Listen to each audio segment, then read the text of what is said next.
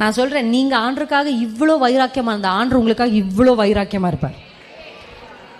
நீங்க ஆண்டருக்காக எடுக்கிற சின்ன முடிவுகள் கர்த்தருடைய சிங்காசனத்தை அசைச்சு அவர் உங்களுக்காக கிரியை செய்வார். எந்த மனுஷனும் உங்களுக்கு உதவி செய்யல, கர்த்தரே கிரியை செய்வார். எத்தனை பேர் நம்புறீங்க உங்க வாழ்க்கையில?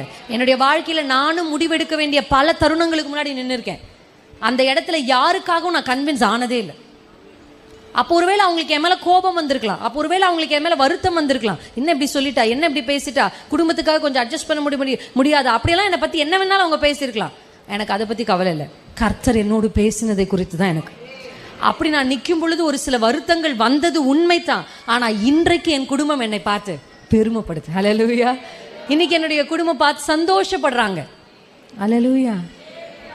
துவக்கத்தில் கர்த்தருக்காக நிற்கும் போது சில இழப்புகள் நீங்க சந்திக்க வேண்டியதா இருக்கலாம், சில உறவுகள் நீங்க இழக்க வேண்டியதா இருக்கலாம்.